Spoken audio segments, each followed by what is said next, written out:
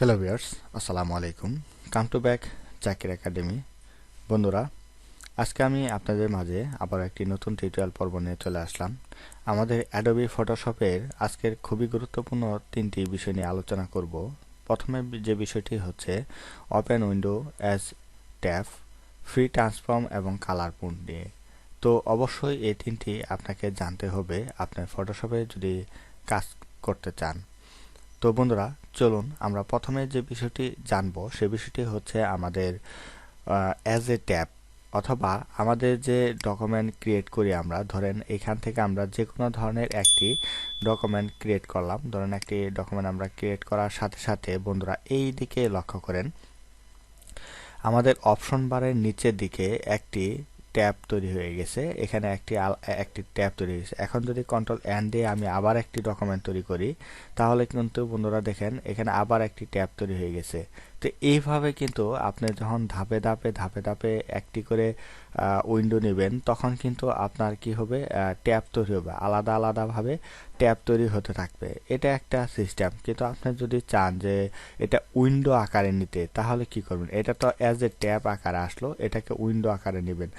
তো সেই ক্ষেত্রে আপনাকে কি করতে হবে, কন্ট্রোলকে প্রেস করতে হবে। কন্ট্রোলকে প্রেস করার পরে আমরা যদি ওয়ার্ক পেজে আসি, ওয়ার্ক পেজে আসার পরে আমাদের দেখেন এইখানে কিন্তু একটা টিক মার্ক দেওয়া আছে, ওপেন ডকুমেন্ট অ্যাজ ট্যাব। এই অপশনটি আনচেক করে দিয়ে আমরা যদি ওকে বাটন প্রেস করি, এখন যদি কন্ট্রোল এন প্রেস করে আমরা জাস্ট একটা ডকুমেন্ট নেই, তাহলে বন্ধুরা দেখতে পারবো আগের দুটা আমার কিন্তু কি হয়েছে, আগের দুটা আমার ট্যাব আকারে আসছে, কিন্তু এখন বর্তমান যে আমাদের উইন্ডোটা চলে আসলো সেটা উইন্ডো আকারে আসলো। ঠিক আছে, আমাদের আলাদাভাবে। এখন কি এগুলা কি উইন্ডো করা যাবে না? হ্যাঁ, এগুলো উইন্ডো করা যাবে। জাস্ট ড্র্যাগ করে ছেড়ে দেন, আপনার উইন্ডো আকারে হয়ে যাবে। দেখেন এখানে কিন্তু আপনার তিনটা উইন্ডো হয়ে গেছে। এখন বন্ধুরা এটা বুঝবেন কেমনে? আমরা যদি এখানে একটু দেখেন, এটার কালারটা আমরা একটু চেঞ্জ করি। তারপরে ধরেন এটা আমরা নেই, এটা নিয়ে আমরা আলাদা আরেকটা কালার করি, এবং এটা নেই, এটা নিয়ে আমরা আলাদা আরেকটা কালার করি। যেমন ধরেন এখান থেকে। এখন বন্ধুরা আমাদের কিন্তু এখানে তিনটা কালার হয়ে গেছে, বা তিনটা কালার দেখেন। আমরা কিন্তু কন্ট্রোল ট্যাব বাটন প্রেস করে আলাদা আলাদাভাবে দেখতে পারবো। দেখেন উপরে নিচে বামে ডানে, উপরে নিচে ডানে বামে। আমরা কিন্তু এখন এই উইন্ডোগুলা আমরা উপরে নিচে করতে পারবো কিভাবে? কন্ট্রোল ট্যাব বাটন প্রেস করে করে আমরা উপরে নিচে করতে পারবো আলাদা আলাদাভাবে। আমরা যদি আবার ট্যাপ করি তাহলে একটা চলে আসলো, আবার ট্যাপ করি আরেকটা চলে আসলো। আমরা তিনটা ট্যাব নিয়ে কাজ করতে পারি। এখন আবার পুনরায় যদি আমি ট্যাবগুলো রাখতে চাই, সাজাতে চাই, ট্যাব আকারে করতে চাই, তাহলে জাস্ট এখানে জাস্ট ক্লিক করে ড্র্যাগ করে ছেড়ে দিব। তাহলে কিন্তু আমাদের এই ট্যাবগুলা হয়ে যাবে। এখানে দেখেন এই ট্যাব আকারে হয়ে গেছে। এখন আবার আমরা কি করব, কন্ট্রোল কে প্রেস করে আমরা ওয়ার্ক পেজে আসবো। ওয়ার্ক পেজ থেকে টিক মার্ক দিয়ে জাস্ট ওকে করে দেব। এখন যত আমরা উইন্ডো নেই, সবগুলা ট্যাব আকারে চলে আসবে, আমাদের আর কোনো সমস্যা হবে না। তো আশা করি বন্ধুরা আমাদের এই বিষয়টি আপনারা ভালোভাবে বুঝতে পেরেছেন। এখন বন্ধুরা আমি যে বিষয়টি নিয়ে আলোচনা করতে যাচ্ছি সেটি খুবই ইম্পর্টেন্ট এবং আপনার খুবই গুরুত্বপূর্ণ একটি বিষয়। যেমন ধরেন আমরা এইখান থেকে যদি আমরা একটি ফাইল ওপেন করি, অথবা একটি ছবি অথবা যে কোনো ধরনের কিছু হোক না কেন, আমরা যদি একটা ডিজাইন হোক বা যে কোনো ধরনের ফাইল হোক আমরা যদি ওপেন করি, এখানে ওপেন করার সাথে সাথে এখানে বন্ধুরা দেখেন আমাদের ডিজাইনটা ওপেন হয়ে গেছে। ওপেন হওয়ার পরে আমি আমার একটি ডকুমেন্টে আমরা জাস্ট মুভ টুল দিয়ে মুভ করলাম, স্থানান্তর করলাম। করার সাথে সাথে দেখেন এখানে কিন্তু চতুর্দিকে একটা ফ্রেমের মতো দেখা যাচ্ছে, যে ডট ডট ডট ডট একটা ফ্রেমের মতো দেখা যাচ্ছে। এটাকে বলা হয়ে থাকে ফ্রি ট্রান্সফর্ম টুল।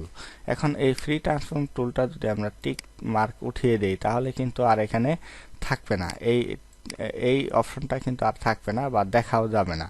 এখন আপনাকে যদি এটা নিয়ে আসতে হয়, আবার যদি আপনি কন্ট্রোল টি প্রেস করেন তাহলে চলে আসবে। কন্ট্রোল টি দিলে ট্রান্সফর্ম এই অপশনটি চলে আসে। এখন এটার উপকার কি, এটা কি করতে পারবেন? যেমন এই ট্রান্সফর্ম টুলটার মাধ্যমে কিন্তু আপনি কর্নার থেকে ছোট বড় করতে পারতেছেন। ঠিক আছে, কর্নার থেকে আপনি চাইলে ছোট বড় করতে পারতেছেন। বিভিন্ন কর্নার ধরে আপনি কাজ করতে পারবেন এবং আপনার রাইট বাটন প্রেস করে এখান থেকে বিভিন্ন ধরনের অপশন রয়েছে, যেমন ওয়ার্প করতে পারবেন। এখান থেকে আপনি চাইলে একটু ওয়ার্প করতে পারেন, এটা বাঁকাইতে পারবেন, একটা ডিজাইন শেপে নিয়ে আসতে পারবেন। ঠিক আছে, আপনি চাইলে বিভিন্ন ধরনের শেপ ক্রিয়েট করে এটাকে একটু মডিফাই করতে পারবেন। ঠিক আছে, এই ট্রান্সফর্ম টুলের মাধ্যমে ট্রান্সফর্ম করে আপনি এটাকে বিভিন্ন ধরনের স্টাইল করতে পারবেন। ঠিক আছে, তো আমি এটা করব না, এটা আমি আনডু করলাম। তারপরে ধরেন এখান থেকে পার্সপেক্টিভ টুলের মাধ্যমে আপনি চাইলে এইভাবে বিভিন্ন ধরনের একটা অ্যাঙ্গেল পরিবর্তন করতে পারবেন, বিভিন্ন ধরনের অ্যাঙ্গেল পরিবর্তন করে ফেলতে পারবেন। তারপরে ধরেন আপনি এখান থেকে যদি আপনি চান রোটেট করার জন্য, তাহলে রোটেট করতে পারবেন। কিন্তু এই সব কিছুই হবে আপনার এই ট্রান্সফর্ম টুলের মাধ্যমে।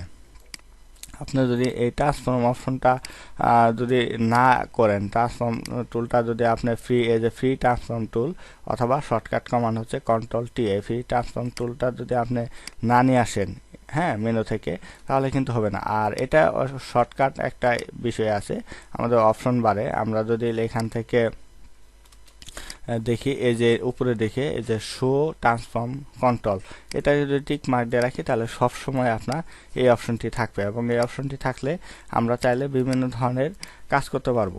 আমরা কন্ট্রোল-T দিয়ে ট্রান্সফর্ম করে আমরা আবার এটাকে আমরা 180 ডিগ্রি রোটেট করি এবং এটাকে চাইলে ফিল্ড করতে পারবো, দুই দিকে করে ফেলতে পারবো। ঠিক আছে, আলাদা আলাদা করে ভার্টিক্যালি করতে পারবো, হরিজন্টালি করতে পারবো, আবার হরিজন্টালি আমরা আবার করি। ঠিক আছে, এখন এইখান থেকে বিভিন্ন ধরনের আপনার এই কাজগুলো আমরা করতে পারবো এই অপশনগুলোর মাধ্যমে। এখন ফ্রি ট্রান্সফর্ম টুল যদি আপনি না করেন তাহলে কিন্তু এই অপশনগুলো পাবেন না। ঠিক আছে, এই ধরনের অপশনগুলো আপনি পাবেন না। ডিস্টোর্ট করেন, এখন যদি ডিস্টোর্ট করতে চান এভাবে ডিস্টোর্ট করতে পারেন, এভাবে ডিস্টোর্ট করতে পারেন। ঠিক আছে, এভাবে ডিস্টোর্ট করে ফেলতে পারবেন। বিভিন্ন ধরনের ডিজাইন আপনি করতে পারবেন এই অপশনটার মাধ্যমে। এই অপশনটা চালু করার মাধ্যমে আপনি এই কাজগুলো খুব সহজে সুন্দরভাবে করতে পারবেন এই ফ্রি ট্রান্সফর্ম টুলের ব্যবহার করার মাধ্যমে। তো আশা করি আপনারা ফ্রি ট্রান্সফর্ম টুলের যে ব্যবহারগুলো রয়েছে সেই ব্যবহারগুলো আপনারা বুঝতে পেরেছেন। আমরা যদি নিউ ফাইল মোডে আসি, নিউ ফাইল মোডে আসার পরে আমরা এখানে দুইটা মোড পাবো। ফটোশপের দুইটা মোড সাধারণত সব থেকে বেশি ব্যবহার করা হয়ে থাকে। এখন যদি আমরা এই যে কালার মোডে আসি, তাহলে দেখেন এখানে বিট ম্যাপ, গ্রে স্কেল এবং CMYK ল্যাব, আমি এখানে 3টা বা 4টা আমি ডকুমেন্ট নিব। দেখেন এখান থেকে আমি এই ডকুমেন্টগুলা আপনার সবগুলা ক্লোজ করে দিব। এখন সবগুলাই ক্লোজ করে দেই। সবগুলা ক্লোজ করে দেওয়ার পর আমি নতুন করে ডকুমেন্ট নিব। এখন আমি এখান থেকে একটি ডকুমেন্ট নিলাম, যেমন ধরেন বিট ম্যাপে নিলাম। বিট ম্যাপে নিয়ে আমি জাস্ট ওকে দেই। বিট ম্যাপ, এটা হলো বিট ম্যাপে। ঠিক আছে, এটা বিট ম্যাপে। তারপরে ধরেন আবার যদি আমরা এখান থেকে আবার নেই, এটা নেই গ্রে স্কেল। এখন গ্রে স্কেলে যদি এটা নেই, এখন এইটাতে আমরা যা রাখবো এবং এটাতে যা রাখবো, দেখেন দুইটার মধ্যে দুইটা পার্থক্য চলে আসবে। আমরা যদি ওপেন করে আবার আমরা ফাইলটাকে ওপেন করি, একটা ছবি ওপেন করি, আমরা যদি এটা গ্রে স্কেল যে কালারটি রয়েছে, এখন যদি এই গ্রে স্কেলে যদি আমরা ছেড়ে দিই, দেখেন এটা কিন্তু ব্ল্যাক অ্যান্ড হোয়াইট হয়ে গেছে। ঠিক আছে, আপনার গ্রে স্কেল ডকুমেন্ট নিছেন, এখন যত ধরনের কালার আপনি এখানে দেন না কেন, যত ধরনের কালার ছবি দেন না কেন, কারণ এই ছবিটা কি ছিল, এই ছবিটা কালো ছিল, রঙিন ছিল। ঠিক আছে, কালার ছিল, কিন্তু এখানে যখন দিছেন তখন টোটালি কি হয়ে গেছে, সাদা কালো হয়ে গেছে। কারণ এটার যে ডকুমেন্ট আমরা নিছি, ক্রিয়েট করছি কালার কোন মোডে, গ্রে স্কেলের মোডে। তো সেহেতু এখানে আপনার এই অপশনটা হয়ে গেছে। এখন আমরা যদি এখান থেকে একটি নতুন ডকুমেন্ট তৈরি করি, তাহলে দেখেন এখানে কিন্তু কালারটা ল্যাব কালারের মতো আসবে। এখানে আমাদের এখানে বিভিন্ন ধরনের কালার মোড আছে, আমরা তাহলে এই কালার মোডটা দিতে পারি, কিন্তু কোনো ধরনের কালারই সে নেবে না। তার নিজস্ব যে কালার রয়েছে সেই কালারই একদম ব্ল্যাক কালারই ধরে রাখবে। ঠিক ঠিক আছে, বিটম্যাপের কালারটা ওই হোয়াইটের মতোই আর কি, ব্ল্যাক অ্যান্ড হোয়াইটের মতোই আপনার কাজ করে, সেটা একটি কালার নিয়ে কাজ করবে। ঠিক আছে, এটার আর কোনো বিপরীত কালার আসবে না, আপনার যত রঙিনই দেন না কেন এখানে কাজ হবে না। তাহলে আশা করি আপনারা এখানে বিটম্যাপ, গ্রে স্কেল বুঝতে পারছেন। এখন যদি আমরা একটু আবার নতুন একটা ডকুমেন্ট তৈরি করি, সেটা 8GB মোডে, তাহলে আমরা এখান থেকে 8GB মোডে ডকুমেন্ট তৈরি করার পরে আমরা যদি এখান থেকে নিই এই অপশনটাতে, তাহলে এটা খুবই চমৎকারভাবে সুন্দরভাবে আসবে। 8GB আমাদের এখানে চলে আসলো। এখন এই 8GB এবং আর পাশাপাশি যদি আমাদের CMY কে যদি আমরা রাখি, CMY কে ল্যাব কালার এবং 8GB কালার একই, আমি সেহেতু এক হওয়ার কারণে আমি ল্যাবটা দেখাবো না। আর এখানে আমরা এটা হচ্ছে CMY কে, এখন যদি আমরা এখান থেকে CMY কে ফাইলে রাখি, তাহলে দেখেন CMY কে যখন ডকুমেন্ট নিয়ে আমরা কাজ করলাম, এখন 8GB এবং CMY কে দুইটার মাঝে আপনি তফাৎ বুঝতে পারবেন। দেখেন এখানে এটা হলো 8GB আর এটা হচ্ছে CMY কে। হ্যাঁ, আমরা যদি একটু টাইপ করে দেখাই দিই, এটা হচ্ছে বাস, ওকে, এটা আমরা CMY কে রাখলাম। দেখেন CMY কালারটা কেমন। আর এখানে যদি আমরা একটু ছবিটাকে একটু বড় করি, দেখেন এটা CMY কে, আর এটা এখন 8GB যে কালার মোডটা আছে, আমরা যদি এটাকে একটু ডিপ করি, দেখেন এটার কালারটা যেরকম একদম স্পষ্ট এবং লাইটফুল। এখন CMY কে কিন্তু কালারটা একদম হালকা। ঠিক আছে, CMY কে কালারটা একেবারে হালকা, ডিজাইন কিন্তু একটাই।